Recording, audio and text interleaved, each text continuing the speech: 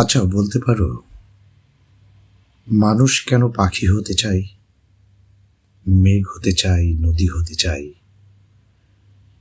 মানুষ কেন মানুষ হওয়া ভুলে শরীর খুঁড়ে শরীর খেতে চায়?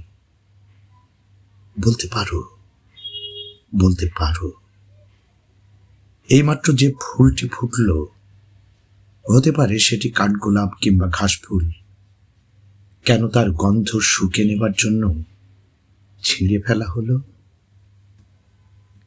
প্রকৃতির সুউচ্চ পাহাড়ের উপত্যকায় কিংবা সুগঠিত মালভূমি বা উর্বর জমি দেখে অশ্লীল বাক্যবাণে সদ্য গোঁফ ওঠা যুবক কেন পুরুষ হতে চাইল?